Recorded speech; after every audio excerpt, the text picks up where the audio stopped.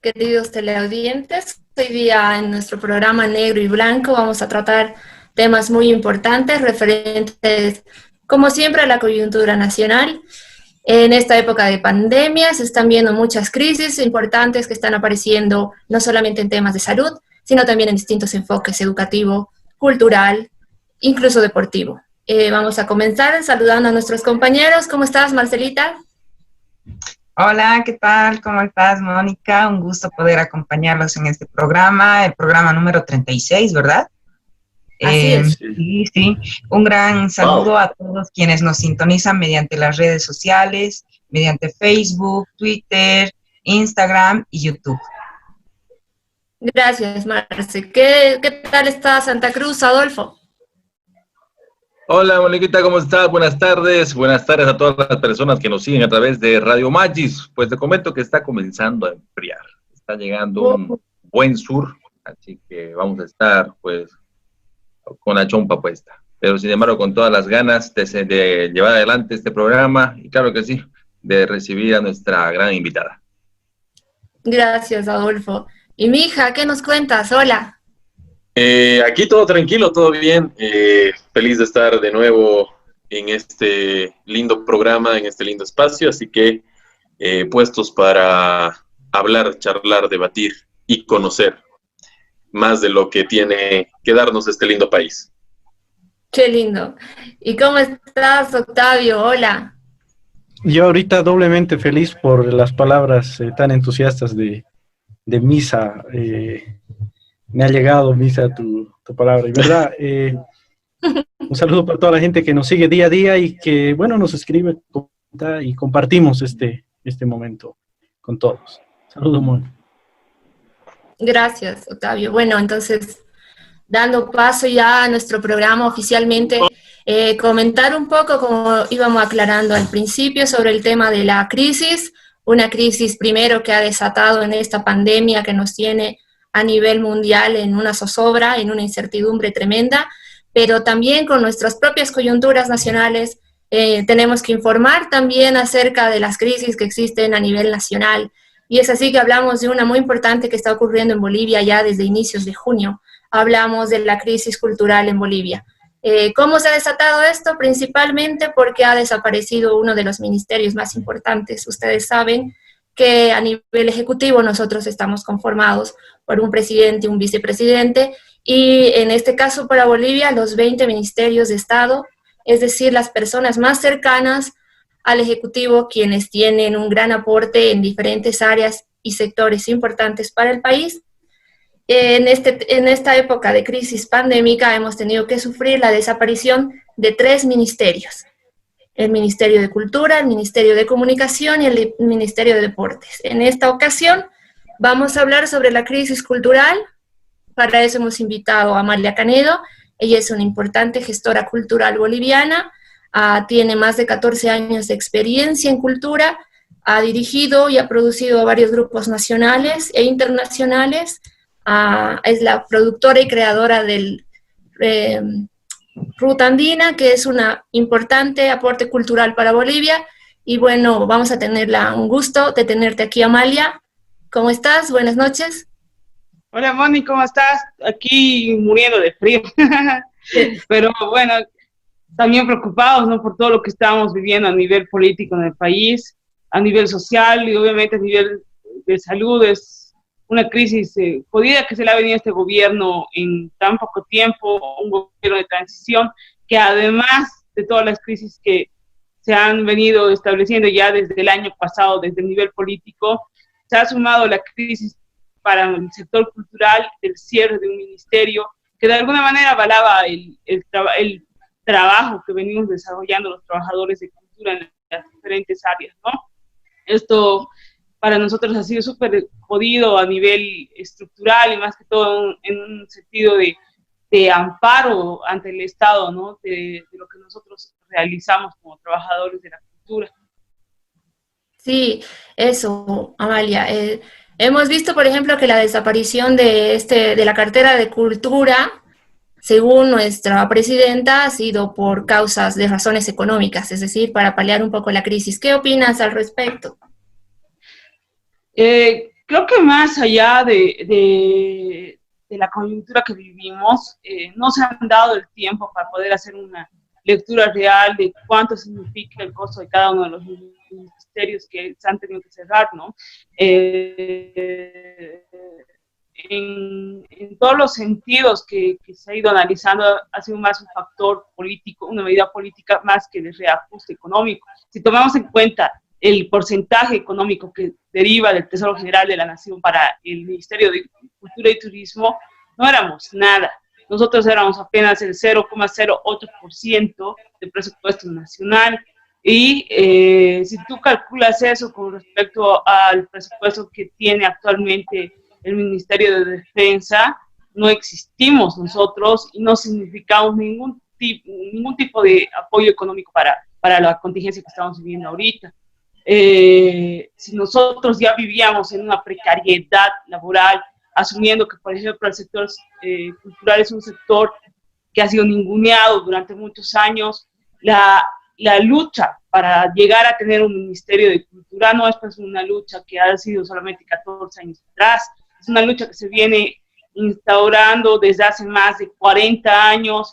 Habíamos comenzado en los 70 con el Instituto Nacional de las Culturas para poder descentralizar del Ministerio de Educación, que era el que llevaba a cabo el trabajo de la cultura. De ahí vinimos con el Instituto Nacional de Cultura hasta llegar al 2005, a través de mesas de trabajo del sector, con el Viceministerio de Culturas, lograr entablar un pacto en el que se creó el Ministerio de Cultura y Turismo, que ha sido cerrado el 4 de junio. Sí, y además en esto, por ejemplo, hemos visto muchas repercusiones porque en general, si lo vemos, digamos, desde un punto de vista constitucional, Bolivia tiene una multidiversidad cultural en la cual están reflejadas más de 36 naciones y pueblos indígenas. Va también una parte del folclore, va también lo que es nuestra esencia como personas, es decir, muchos artistas y también la población en general se ha manifestado, porque al cerrarse este ministerio también decimos, es como una frase célebre que señala que un pueblo sin cultura es un pueblo sin alma, ¿no? ¿Qué opinas al respecto? ¿Tú cuánto nos afecta que desaparezca un ministerio como el de cultura para nuestro país? Si tú hablaras desde el término económico, obviamente podría no significar nada, pero en realidad la cultura lo que hace es atravesar el cotidiano de un país. La cultura es el alma del pueblo, de cualquier pueblo, en este caso del pueblo boliviano. Nosotros estamos empapados de cultura en todo nuestro cotidiano, en todo lo que hacemos, incluso en esta charla está sumergido la cultura, los rasgos, las esencias de cómo se comporta un pueblo es a través de su espíritu. Y al eliminar un ministerio como el de cultura, lo que has hecho es quitarle la legitimidad a una esencia que debería ser protegida por el Estado. Lo que representa a nivel más espiritual, más allá de una cuestión de factores económicos, de cuestiones de capital, ¿no? Porque lo que tú estás protegiendo como Estado es en realidad todo lo que nos lleva a ser una identidad reflejada obviamente en 36 etnias, 36 nacionalidades, pero que confluyen a un fin que es la bolivianidad. La bolivianidad también vista desde todos los ángulos de la percepción del boliviano, ¿no? Desde los rasgos artísticos, desde las investigaciones, desde nuestros antepasados, más allá de la era colonial. Entonces, hay un silenciamiento a partir de un cierre de un ministerio.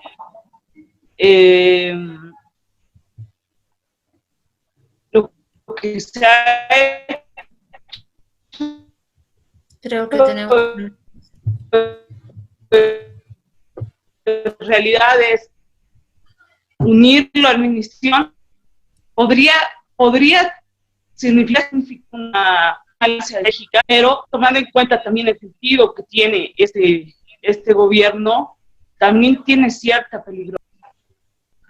En lo que vuelve nuestra invitada, yo creo que hay un par de datos que conviene resaltar. Lo primero, el trayecto, es decir, que ella señala, ¿no? Estos 40 años o más probablemente, en los que se haya luchado para conseguir que el Estado pueda atender a la cultura, ¿no? O a las culturas. Sí. Y por eso se ha creado el ministerio. Entonces yo creo que primero hay que enaltecer eso, ¿no? Que no son medidas de algún partido político en específico, sino que realmente tiene su trayecto, ¿no? Y no es que de pronto un político ha dicho, ay, voy a crear el ministerio. Entonces, por detrás sí existe una demanda, ¿no? Es decir, de un grupo que sí se ha preocupado por el tema de culturas. Y lo segundo, que me parece también bien importante, es que el Ministerio de Culturas ha perdido su sentido, ¿no? Es decir, de Ministerio de Culturas se ha convertido en un ministerio artístico, ¿no? Es decir, que solamente contrataban grupos musicales para uno u otro evento y se han descuidado de lo que realmente decía el espíritu de esa norma, ¿no? De la ley, cuando el de culturas tiene que dedicarse a todo lo que es cultura, inclusive está el tema patrimonial, está la difusión, está la investigación. Entonces, yo creo que el Estado, y con lo que nos va comentando Amalia, realmente ha deformado el espíritu de esa ley que andaba buscando realmente que se atienda a la cultura, pero no se lo hizo, ¿no? Y es más, el dato que nos da del presupuesto ya es un claro ejemplo de la importancia que se le da a ese ministerio, o a ese ex ministerio. Y no, yo creo que es eso, es como dices, Octavio, se ha deformado un poco el tema de lo que son incluso las culturas, porque si ya vemos en nuestro Estado plurinacional, la interculturalidad y la diversidad facética está en nuestra forma de hablar y de vestir, de identificarnos, de reconocernos como bolivianos con una identidad variando, ¿no? De acuerdo a las condiciones y características hasta geográficas. Se ha hecho como una bandera de algo que solamente era aporte para algún partido político. Por ejemplo, en años anteriores veíamos cuánta difusión se daba al Dakar, por ejemplo, ¿no? Y eso, ¿cuánto de cultura podría haber aportado? No lo sé, no estoy segura, pero no sé qué opinas tú, Amalia. Obviamente, como decía Octavio, se deformó la visión en el sentido de que se volvió un ministerio de las artes y llegó a ser como una empresa privada que se dedicaba a hacer eventos que parecían privados, como empresa privada, ¿no? Conciertos, actividades que beneficiaban a sectores muy reducidos y no alcanzaban a tener la proyección real que debe tener un ministerio, ¿no? La protección y la salvaguarda de la identidad nacional. El Dakar representaba por lo menos el 70% del presupuesto nacional. Era un gasto insulso, que era más show que en realidad soporte a la identidad y a lo que significaba la esencia del Ministerio de Cultura.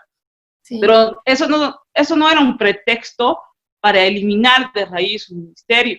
Lo que debería haberse planteado eran formas de auditoría o de reingeniería del ministerio, porque lo que tú has hecho cuando has eliminado un ministerio, le has quitado toda la legitimidad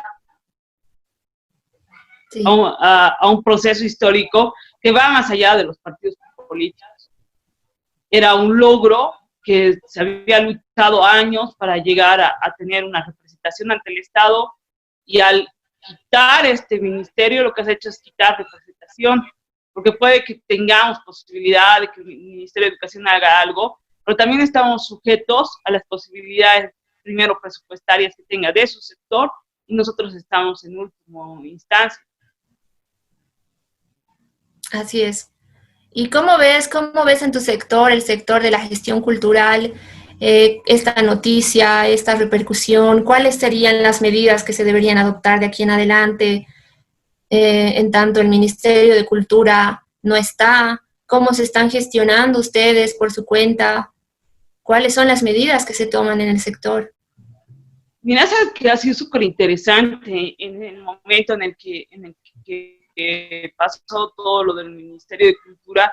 Nosotros ya veníamos con crisis de años. No es que, digamos, la crisis se nos ha presentado por el COVID o por la contingencia política que hemos vivido el año pasado. El sector de la cultura es un sector precarizado desde la historia más remota del país. La Secretaría de Cultura, sin ir lejos, o sea, mira, sin llevar a lo macro, sino a lo preciso, que es la ciudad de Cochabamba, está en total, que se llama anonimato, ha estado abandono total del sector. Nosotros siempre hemos estado en crisis, obviamente se ha ahondado con el tema de la pandemia y el COVID, pero creo que sabes qué es lo interesante, el escenario que se ha dado a partir de la necesidad, uno, de reconocernos, de conocer quiénes están trabajando a nuestro alrededor, cuáles son nuestras búsquedas, qué es lo que realmente necesitamos de aquí a 2 meses, a 3 meses, a un año, y nos está obligando a replantearnos el modelo que queremos de gestión cultural, nos está obligando a despilarnos. Es jodido porque todavía no nos reconocemos, todavía no hemos logrado encontrar un norte común. Creo que hasta ahorita los más organizados son los del sector del cine, y te da mucha pena porque ya el Ministerio de Cultura, imagínate, con los de cine tenía el Iberescena, que se ha quedado con deudas de hace años. El Iberescena era una plataforma hermosísima que tenían los del sector de cine, que ahora se ve truncada, que no tenemos acceso. ¿Sabes qué? Lo difícil de entender que te quedas en un ministerio no es que te den dinero, es que te den el piecito para que tú puedas optar por diferentes plataformas de encauzamiento de tu trabajo, de tu gestión. Y este panorama, digamos, de crisis que estamos viviendo nos ha obligado a replantearnos, a organizarnos, a generar coordinadoras. Ahorita estamos tratando de generar una coordinadora, por ejemplo, Cochabamba, de gestión cultural, donde tratemos de asumir medidas colectivas. Primero nos estamos reconociendo, viendo qué acciones vamos a ir tomando, reconocer la pluralidad también en los trabajos. A pesar de la carencia del ministerio, igual se sigue haciendo. Igual. O sea, se sigue creando propuestas, se sigue creando alternativas, pero eso no quiere decir que no es válido exigir la institucionalidad de un ministerio y la representación ante el Estado. Pero este escenario nos está obligando a replantearnos nuevas propuestas, nuevas visiones, y que entendemos que no las podemos todavía llevar a mesa de negociación con un gobierno que está de tránsito. Hay que tener paciencia, hay que ir madurando también las propuestas y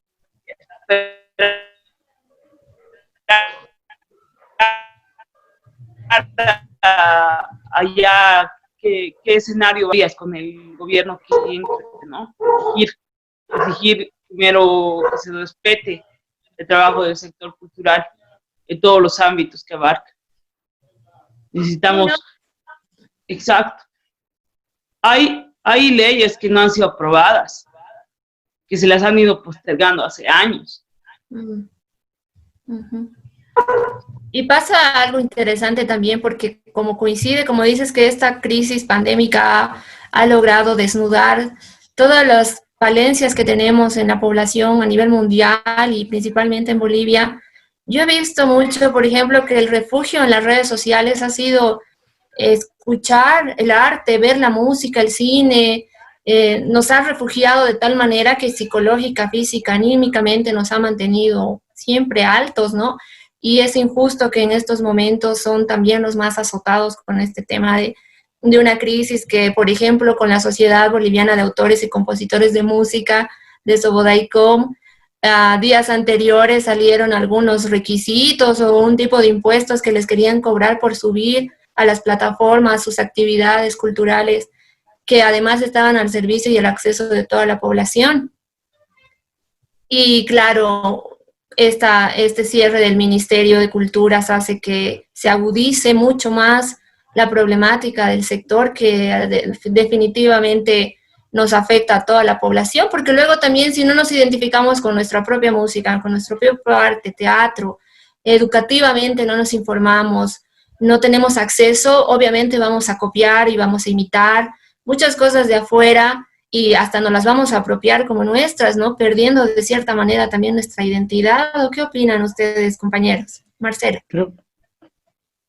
Bien, a mí me llama mucho la atención que, Amalia, que a través del cierre del ministerio señalen que los artistas han estado organizándose. No sé si la organización la realizaron recientemente a raíz del cierre o ya tenían organizaciones, lo cual yo percibo cierta debilidad en este caso de organización por parte de los artistas o quienes dirigen o forman parte de estos gestores culturales, ¿no? No, de hecho, lo que tú dices es totalmente cierto. Hay debilidad, ha habido debilidad siempre, por eso decía que somos precarios, no nos conocemos primero entre trabajadores de la cultura, no nos organizamos, no tenemos la capacidad de generar un norte común, pero de alguna manera la crisis antes del cierre del ministerio ha hecho que tengamos que reconocernos y en una manera precaria tratar de buscar organización. Ya vino con el tema del COVID, que era cuando nos dijeron no pueden abrir los centros culturales, no pueden haber actividades con más de 200 personas, más de 100. Ya era así como, ¿y ahora qué hacemos nosotros? Porque nosotros realmente vivimos, los trabajadores del arte, hablando particularmente de los trabajadores del arte, vivimos del día, vivimos de la actividad que hacemos. Yo, como gestora cultural, si yo no produzco un show, no gano plata. Salvo yo sea manager donde me paguen un sueldo, pero si el músico no produce económicamente, ¿cómo me paga? Entonces nosotros vimos la necesidad de articularnos, de generar de alguna manera una especie de manifiesto que primeramente queríamos llevarlo a la Secretaría de Cultura para que se escuchen nuestras exigencias, porque igual el sector, por ejemplo, del arte, que es el área que yo domino, ¿no? Ya teníamos crisis y cuando nos dijeron que no podíamos abrir los espacios culturales, tratamos de generar una articulación para generar una propuesta y llevar a Secretaría de Cultura, porque veíamos que Secretaría de Cultura no se manifestaba en ningún instante. Hubo una especie de reunión donde sí hubo algunas promesas del Secretario de Cultura que en ese instante estaba interino, que no llegó a nada, y mira, ya estamos en más de 90 días de cuarentena, no se ha llegado a una solución municipal, absolutamente nada, ni siquiera, o sea, nosotros como espacios culturales pedíamos protocolos de reapertura. Nunca hemos podido hacer los protocolos de reapertura. Entonces, básicamente, lo que dices, Marcela, en el tema de debilidad, siempre ha existido, pero es porque todo el tiempo estamos ahogados, todo el tiempo es sálvese quien pueda, y es como que siento que muchos de nosotros, no voy a hablar por todos, pero muchos, al vivir al día necesitamos sobrevivir todo el tiempo. Y a veces eso también en lo humano te genera el rechazo a la articulación, porque muchas veces no llegas a nada, pero es urgente rearticularse. Eso es lo que se sabe. Yo creo que podemos estar conversando con Amalia, obviamente se pone el tema muy interesante y denota la falta de organización de todo el sistema en nuestro país, pero para poder continuar mejor vamos a una pequeña pausa en el programa Al retornar seguiremos conversando aquí con Amalia Canedo, quien nos está poniendo muy al tanto de lo que sucede con el aspecto cultural en nuestro país.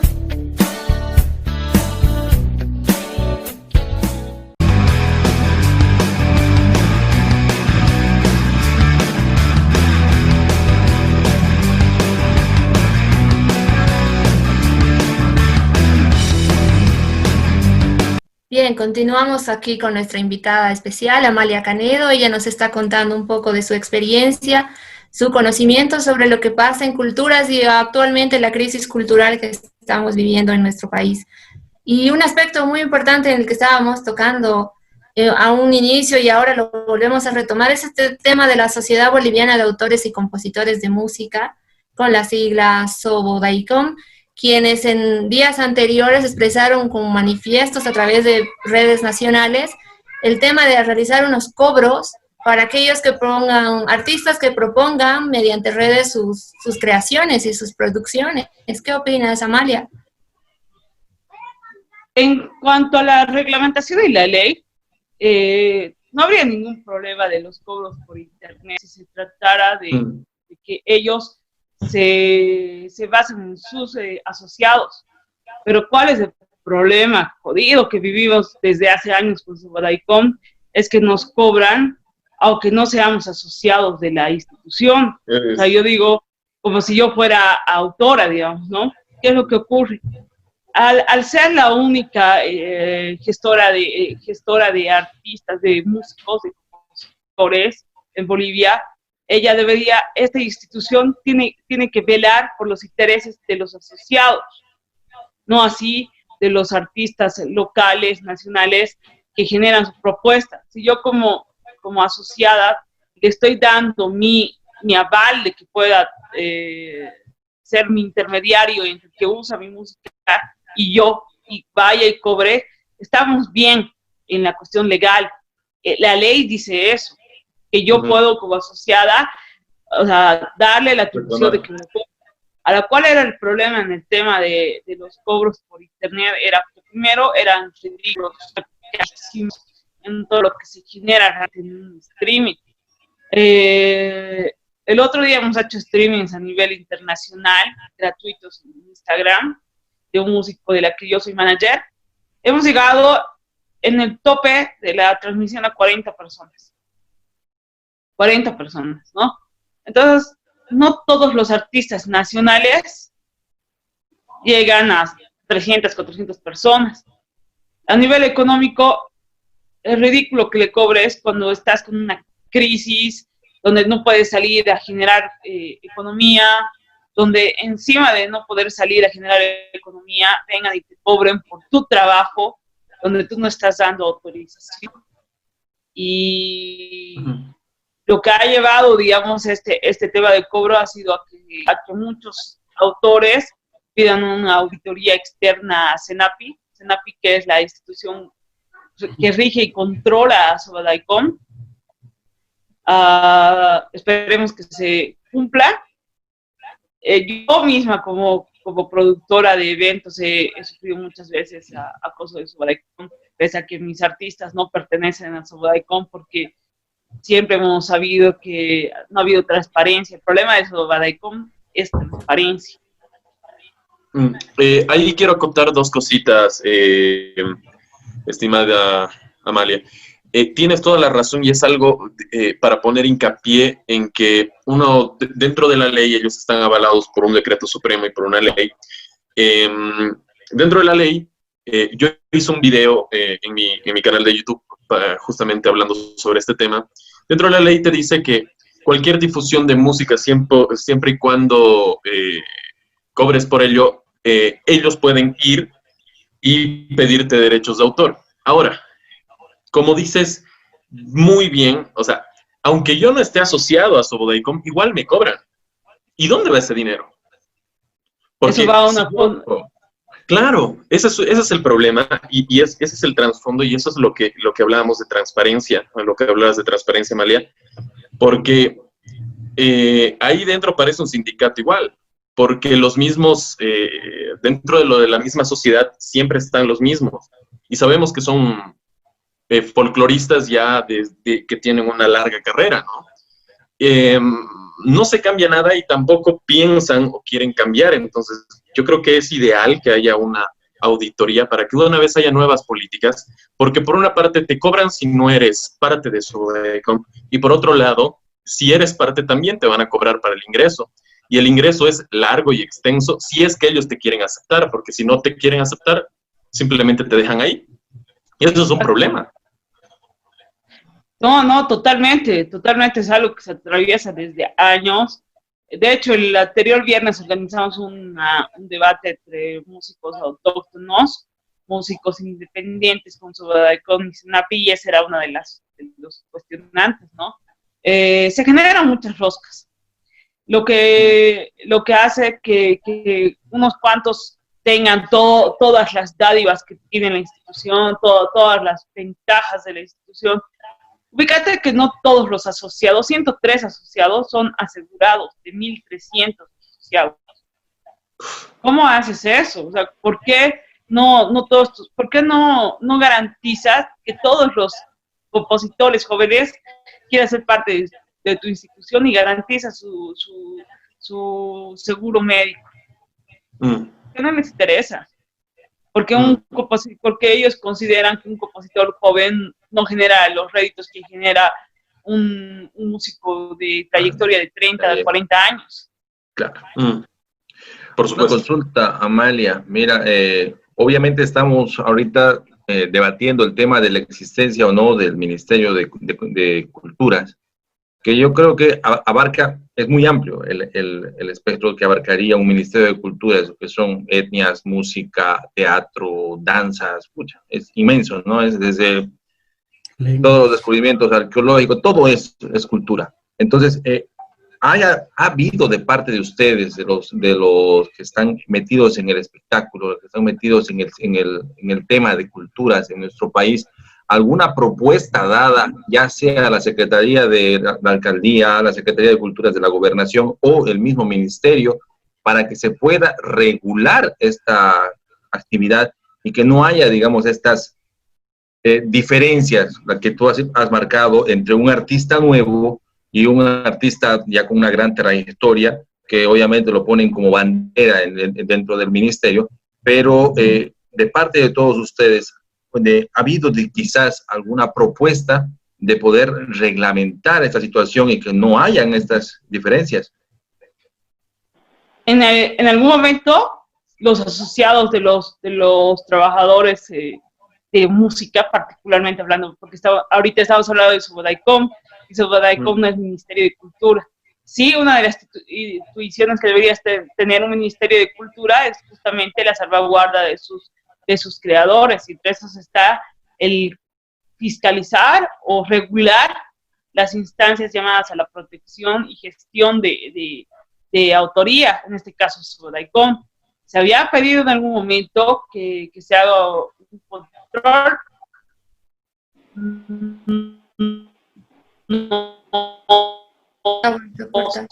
No lo sé, sinceramente, pero más allá del ministerio, Sobodaycom tiene como un ente regulador a SNAPI. SNAPI debería ser el que pida la auditoría interna. En realidad ni siquiera SNAPI, son sus mismos asociados los que tienen que pedir. No puede ser externos. Ahora, con la crisis que hay, obviamente porque todo el mundo se queja de que se nos cobra por espectáculo, por el uso de la música, hubo la posibilidad de que SNAPI diga sí, se va a hacer una auditoría externa, una reunión con artistas independientes la anterior semana. pero de esa reunión a que se lleve, esperemos que exista realmente la auditoría, pero eso, por si acaso, Octavio, tu pregunta, está más allá del Ministerio de Cultura. Yo lo que estoy viendo es un desorden total. Eso es. O sea, es todo por todo lado. Hay ministerio, bueno, había ministerio, existen secretarías de cultura a nivel municipal, a nivel departamental. La Asamblea Legislativa Plurinacional tiene atribuciones que están destinadas, es más, existe una comisión especial, pero todo también tiene en el ámbito de la cultura. Y eso, ojo, eso es en el ámbito de lo público, en lo privado también, ¿no? Es decir, nos pone el ejemplo Amalia sobre Sobodaicom, que es privado, sin fines de lucro, pero bueno, después los independientes, no tengo duda alguna que también deben asociarse de algún modo. O sea, y ojo, no estamos contando, en caso de que sí existiera, tal vez aquí Amalia nos va a corregir, apoyos externos, ¿no? Es decir, distintas ONGs, otros países o embajadas que están en nuestro país colaborando con el tema de cultura. Pero a ver, tenemos todo un abanico, ¿no? Es decir, de instituciones públicas, privadas, pero que al final me parece que existe aquí un conflicto de competencias terrible y además un desconocimiento total, ¿no? Porque tú como artista, que la verdad es algo bellísimo, ¿no? Lo de los artistas y todos los que hacen cultura, pero no encuentras dónde, cómo, ni quién te apoya, ni quién te respalda, y dejas al artista a su merced, a ver qué hace, ¿no? Y se lo agarrarán unos dependiendo cuánto está produciendo, lo despreciarán otros si es que no es del grupo, y es lamentable, ¿no? Es decir, más allá de perder el ministerio o de que no haya mucho financiamiento, lo lamentable me parece que es esto. ¿Tú cómo ves a los artistas en este sentido, Amalia? ¿Crees que realmente el artista se pierde en este mar de ayudas, no ayudas, plata, no plata? Se pierde el artista y por eso es que no producimos mucho. ¿O crees que hay otros factores, además de...? En realidad, creo que ahí hay un desconocimiento en producción, hay mucha producción. Existe mucho bagaje de producción a nivel de todo, tanto de música como de teatro, de danza. Producimos mucho. Pero ¿cuál es el problema? El problema es, primero, la falta de difusión, la falta de instancias gubernamentales o no para apoyar a los sectores creativos. Hay asociaciones, hay sindicatos de artistas que saben generar, que se llama formas de subvención. La autogestión es como que el estandarte de todo actor cultural en el país, en todas las áreas, incluso en la investigación. Pero en realidad lo que falta, que es lo que tú dices, es un orden en cuanto a las instancias públicas que van a apoyar el trabajo creativo. Hay el Ministerio de Cultura, a nivel municipal tenemos la Secretaría de Cultura, a nivel de gobernación tenemos ¿qué se llama? La Dirección de Culturas de la Gobernación, Culturas y Turismo, que es igual que Secretaría de Culturas y Turismo de Cochabamba. Cada una debería cumplir un rol a nivel de lo que le toca, pero existe como que, por la experiencia que tengo, de alguna manera existe como que robo de, ¿cómo se dice? Robo de tuiciones de una y de otra. Y también que va ligado por el hecho de que todas las instancias públicas han considerado que sus instancias son para hacer show, no para generar propuestas y para generar políticas públicas reales. Lo que este país necesita son políticas públicas, más allá de proyectos. Y Mónica Claro. decía en el anterior segmento, justo antes de irnos a la propaganda, que ya no nos identificamos con lo nuestro, ¿no? Es decir, ya hemos perdido el rumbo, ¿no? Es decir, ya no, y eso Somos que tenemos reggaetoneros. tantísimo, ¿no? Claro, tenemos tantísimo de donde podríamos sacar, agarrarnos, pero no, es decir, no nos estamos identificando con lo nuestro. Y lo que dice Pero ahorita ¿sabes Adolfo de es dónde cierto, ¿no? parte eso, querido Octavio? ¿Sabes de dónde parte el hecho de la falta de identidad? No parte del artista en realidad o de la propuesta internacional. Hay que entendernos como un país que ha entrado a a la era de la globalización hace más de 20 años, con la llegada del internet, con la llegada de la cultura, es estar culturas dinámicas, nutre constantemente. No podemos concebir a Bolivia sin Colombia, sin Brasil, sin Argentina, pero para que nosotros como bolivianos nos sintamos identificados con la propuesta cultural o con nuestra cultura o nuestra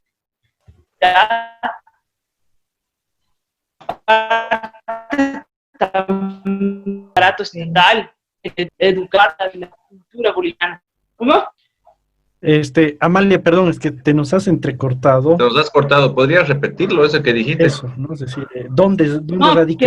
que básicamente no podemos, o sea, no podemos creernos ajenos a lo que ocurre fuera del país.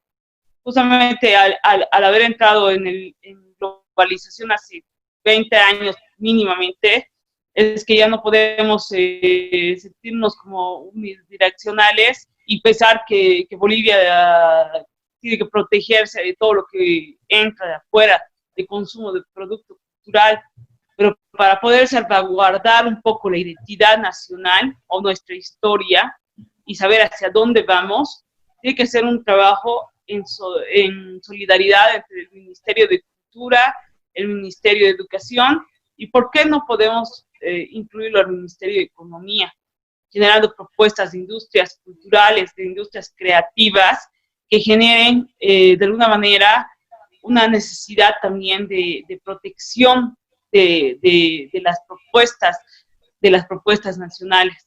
A eso deberíamos apuntar, a generar políticas de contención.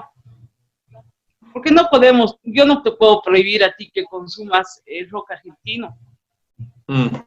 Claro, pero, o sea, la pregunta no iba, digamos, al hecho de valorar uno u otro. O sabemos que la globalización nos llena de música de todas partes, ¿no? Hasta el K-pop se ha hecho parte de nuestra misma juventud. Lo que sí es el tema de equilibrar las cosas. Cuando viene un cantante de reggaetón, la entrada cuesta 100 bolivianos y pagan sin chistar. Pero si es un grupo nacional, ya con 40 bolivianos, ya no queremos ir. Pero es que estamos partiendo lo mismo. No, es que estamos haciendo lo mismo. O sea, la idea, yo no puedo obligarte a ti a que tú quieras consumir mi producción.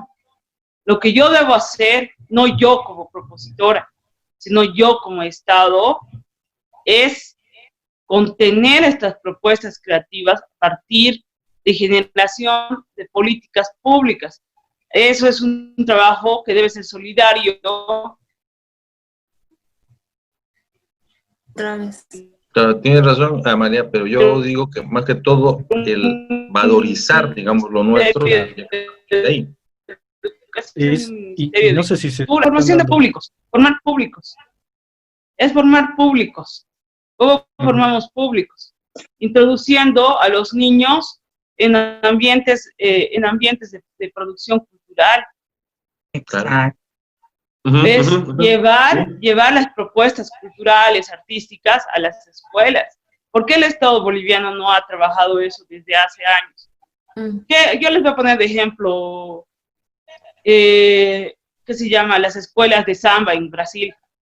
Han trabajado en barrios marginales, después se ha llevado a niveles de los ministerios de educación, de cultura, y se ha ido protegiendo la samba y se ha vuelto una cuestión de identidad nacional, que ahora no concibes al brasilero sin la samba, o al argentino sin el tango. ¿Por qué? Sí. Porque justamente ha sido un trabajo que se ha hecho primero desde las escuelas barriales, se ha hecho en las escuelas municipales, en las escuelas nacionales, pero introduciendo estos procesos culturales, artísticos, en el que se llama en el pensum de los colegios.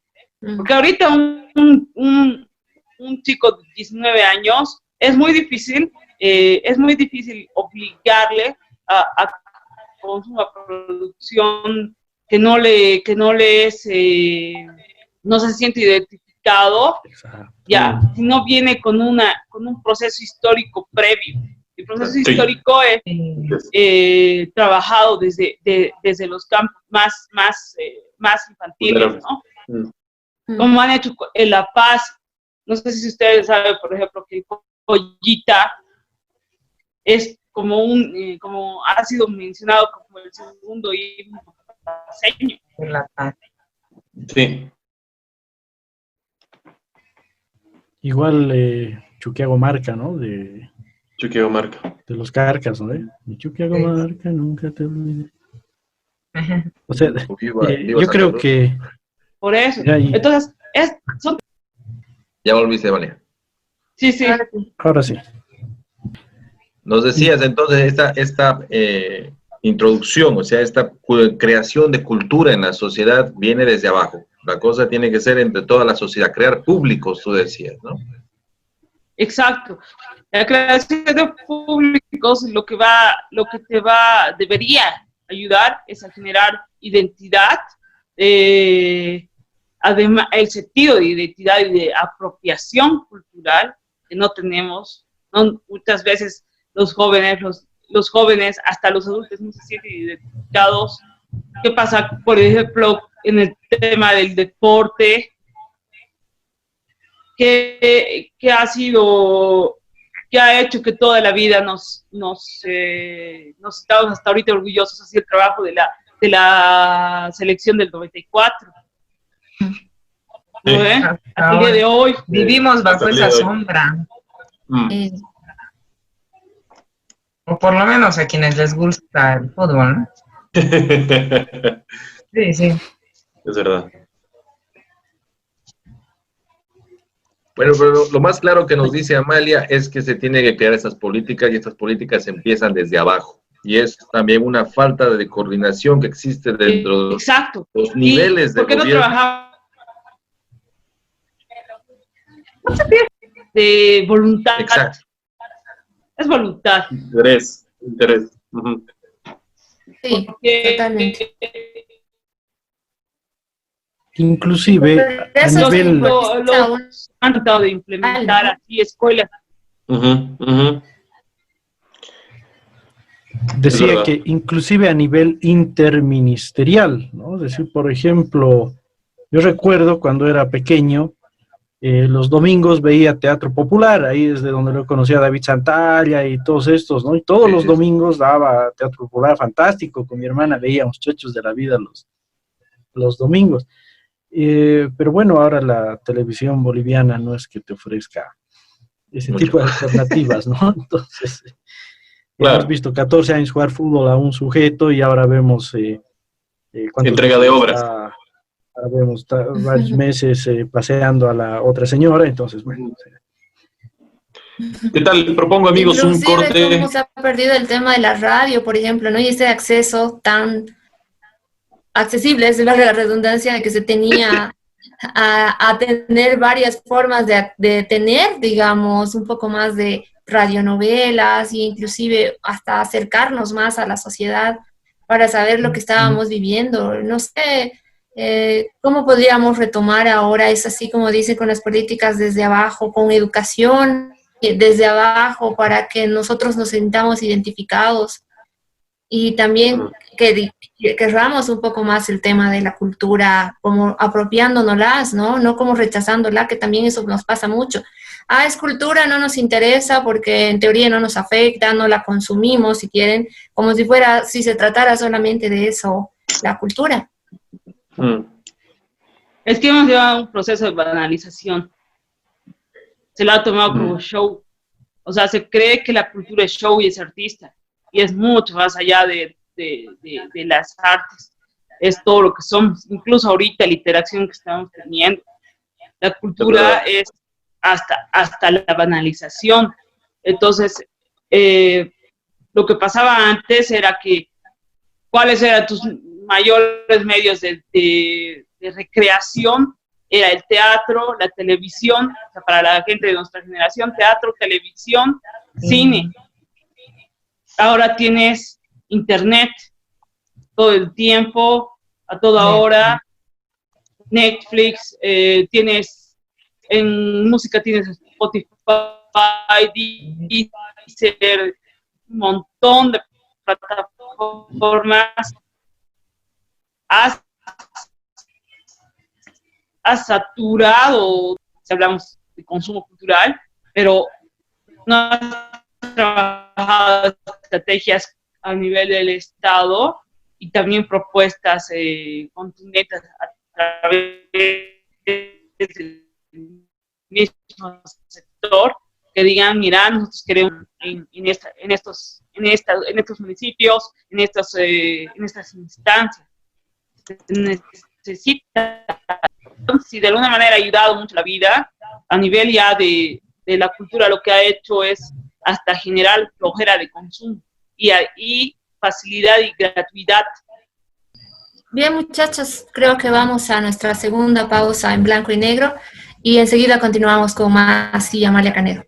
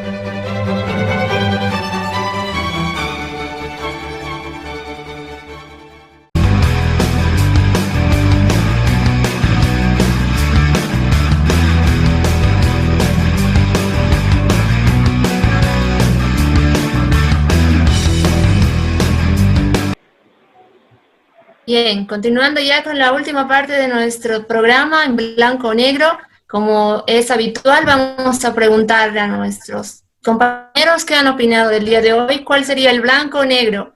Nisa, ¿qué opinas?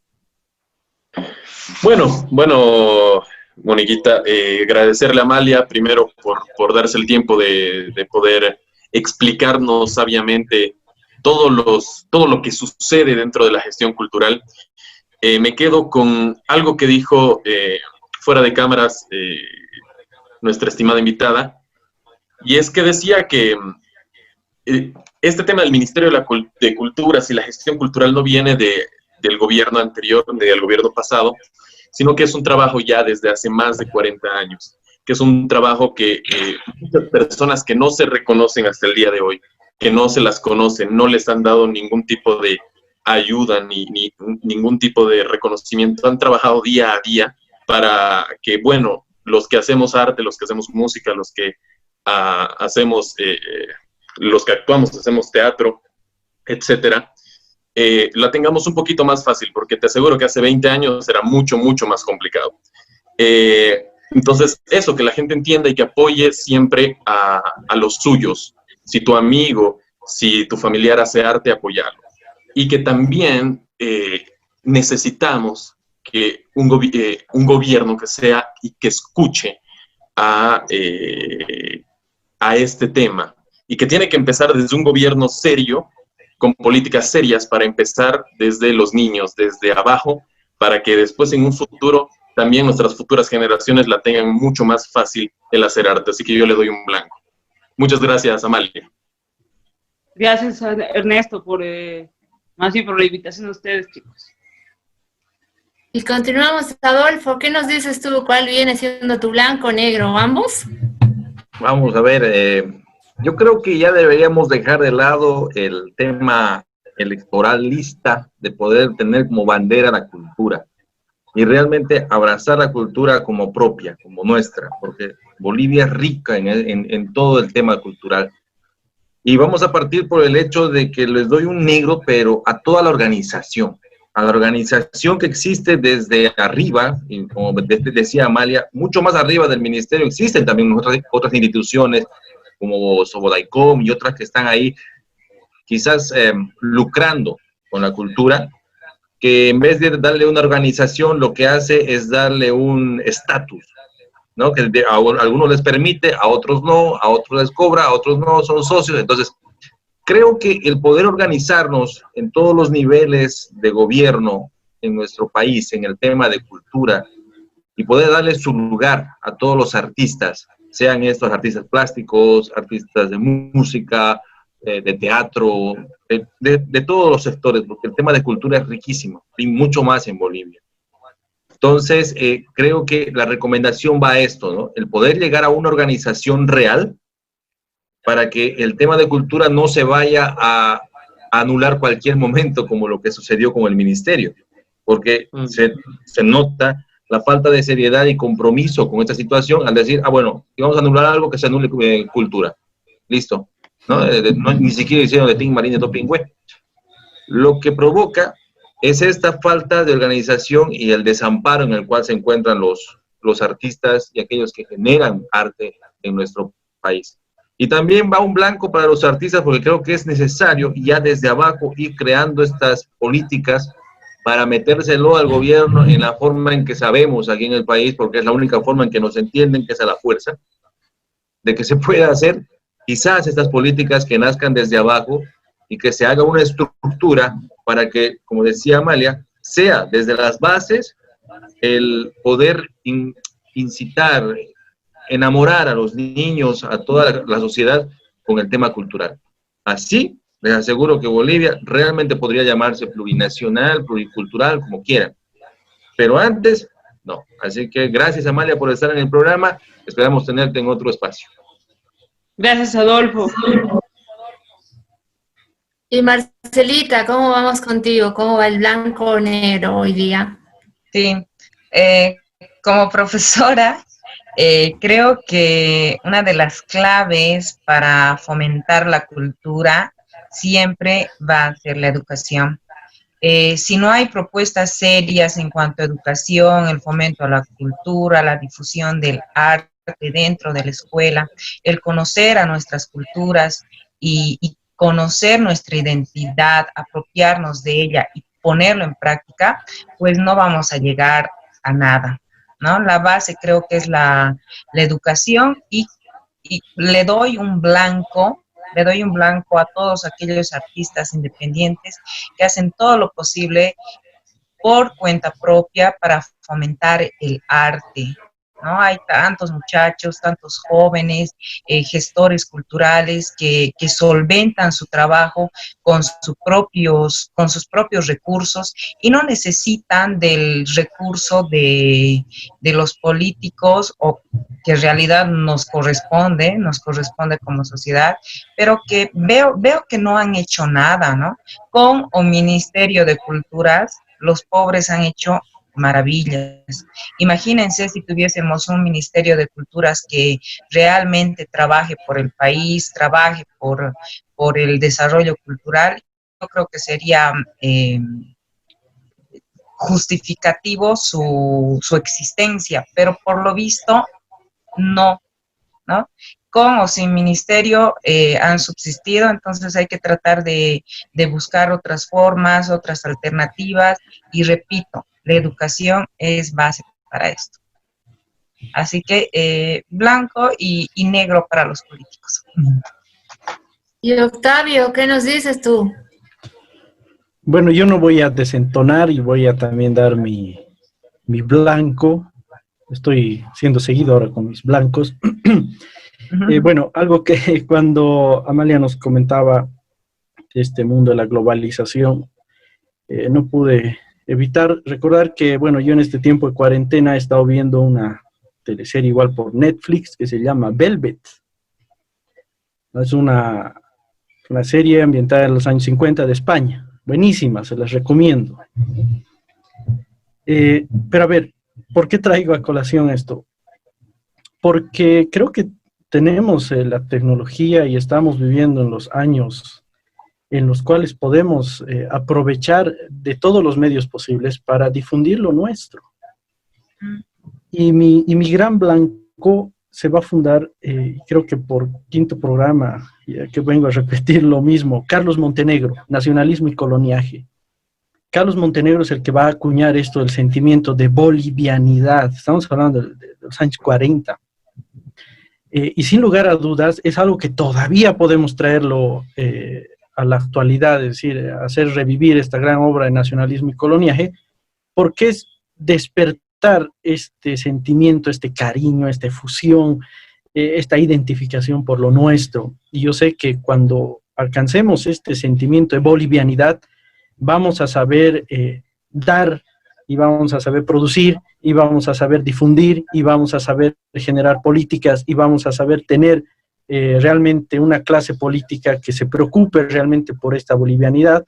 Y sin lugar a dudas que Netflix, Fox y Disney y todos los que existan sabrán dar al mundo todo esto que nosotros, creo que a veces egoístamente, hablo por la clase política, no queremos llevar adelante. Así que mi blanco es para Carlos Montenegro, y porque ese sentimiento de bolivianidad del que hablaron antes de la revolución del 52 sea presente ahora y provoque realmente una revolución cultural de la que se hizo mucho discurso, pero nunca se llevó adelante. Así que ahí mi poderoso blanco. Y bueno, queremos agradecerle a Amalia Canedo por aceptar nuestra invitación al programa de hoy. Y tus palabras para despedirte, Amalia. Hola. Hola. Creo que te he escuchado como robot. Gracias, chicos. Ha sido un enorme gusto charlar con ustedes, poder compartir un poco acerca de lo que se está viviendo, y espero que no sea la última vez, y les deseo que les vaya muy bien con los programas, con la radio, y hay que seguir en la trinchera nomás. Esta es una lucha que siempre la hemos tenido, y que esto no desmotiva el trabajo de todos los gestores, de todos los patrimonialistas, de todos los arqueólogos y museólogos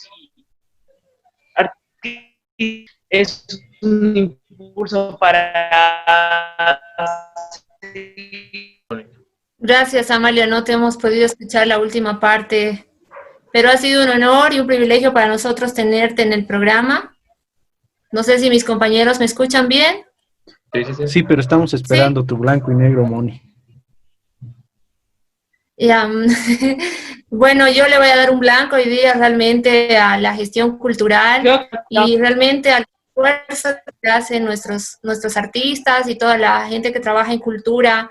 Y para mí es una admiración tremenda cuando veo mujeres, principalmente jóvenes, participando en cultura, produciendo, gestionando, siendo trabajadoras y managers, por ejemplo, ¿no? Cuando siempre fue más o menos visto que los hombres eran los grandes productores y gestores culturales, ver incursionar a mujeres jóvenes en la actividad para mí es un punto blanco siempre, y el apoyo total para la gestión cultural. No nos olvidemos, como dicen los artistas, que un pueblo sin cultura es un pueblo sin alma. Entonces, yo creo que siempre tenemos que velar porque exista entre nosotros el tema de la educación en cultura y del reconocimiento de nuestra identidad. Amalia, si quieres despedirte, ahora sí te perdimos hace rato. Creo que no. La perdimos. ¿No? La perdimos. Bueno, este fue nuestro programa. Gracias por acompañarnos. Fue un gusto tenerlos. Mañana nos vemos nuevamente en blanco o negro. Que tengan un buen descanso.